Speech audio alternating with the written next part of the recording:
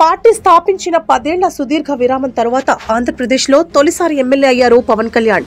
100% strike రేటుతో జనసేన పార్టీని గెలిపించుకున్న పవన్ తొలి విడతలోనే మంత్రిగా, డిప్యూటీ సీఎంగా, గ్రామీణాభివృద్ధి వంటి పలు కీలక శాఖలను నడిపిస్తున్నారు.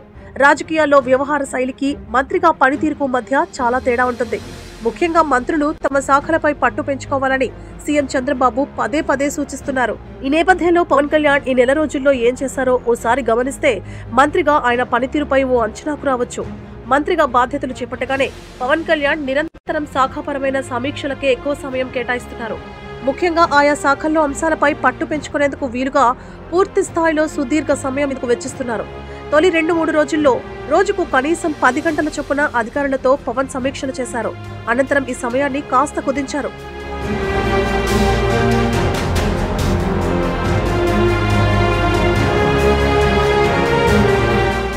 మొదట్లో శాఖాపరమైన సమీక్షలను సచివాలయంలోని తన ఛాంబర్లోనే నిర్వహించిన పవన్ కళ్యాణ్ ఈ మధ్య మంగళగిరిలోని తన నివాసంలోనే సమీక్షలు నిర్వహిస్తున్నారు. అక్కడికే అధికారులను రప్పించుకుని సమీక్షలు చేస్తున్నారు. ఉప ముఖ్యమంత్రిగా బాధ్యతలు చేపట్టగానే పవన్ ప్రజా సమస్యల మీద కూడా ఫోకస్ పెట్టారు.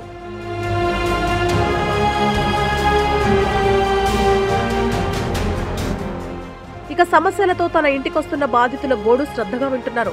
సంబంధిత అధికారులతో ఫోన్లో మాట్లాడి కొన్ని సమస్యలను తక్షణం పరిష్కరిస్తున్నారు. ఎన్నో సమస్యలతో తన గడప ముందుకొచ్చే వారికి సాంత్వన కలిగించే మాటలు చెబుతూ వారి సమస్యల పరిష్కారానికి చొరవ చూపడం పవన్ ప్రత్యేకతగా చెప్పవచ్చు.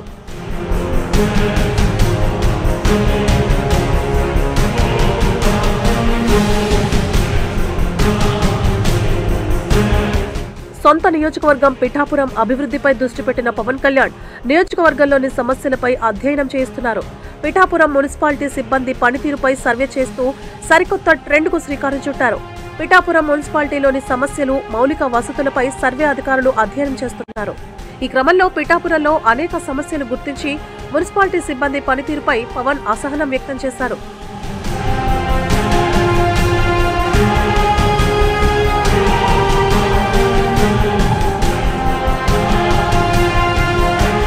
పిఠాపురం నియోజకవర్గాన్ని అన్ని విధాలా అభివృద్ధి చేసేలా వేగంగా అడుగులు వేస్తున్నారు పవన్.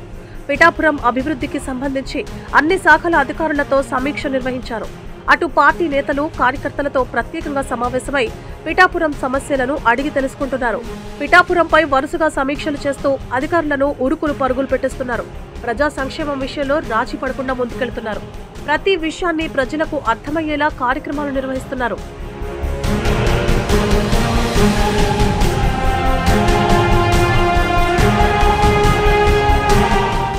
ఎప్పటికప్పుడు అధికారులను అప్రమత్తం చేస్తున్నారు.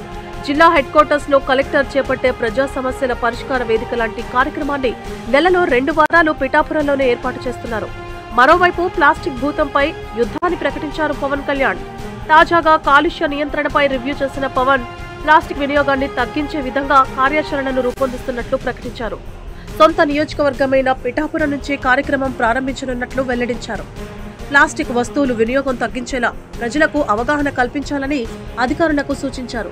ఇలాంటి సమయంలోనే పిఠాపురం మున్సిపాలిటీ సిబ్బంది పనితీరుపై ప్రత్యేక అధికారుల బృందంతో పవన్ కళ్యాణ్ సర్వే చేస్తుండటం హాట్ టాపిక్ గా మారింది.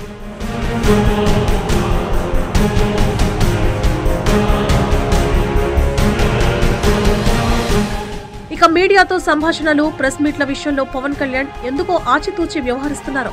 ఇప్పటి వరకు పవన్ కళ్యాణ్ ఒక్క మీడియా సమావేశం కూడా ఏర్పాటు చేయలేదు. అలాగని మీడియాకు చెప్పాల్సిన విషయాలు లేవని కాదు. శాఖలపై పట్టు పెంచుకోకుండా మీడియా ముందుకు వస్తే ఇబ్బందులు ఎదురవుతాయని పవన్ భావిస్తున్నట్లు తెలుస్తోంది. అందుకే మీడియాకు తాత్కాలికంగా దూరంగా ఉంటున్నట్లు ప్రచారం జరుగుతోంది. అలాగే ప్రజల నుంచి ఫిర్యాదుల స్వీకరణ, వాటికి వెంటనే పరిష్కారాలు చూపేందుకు పవన్ ఎక్కువగా ప్రయత్నిస్తున్నారు.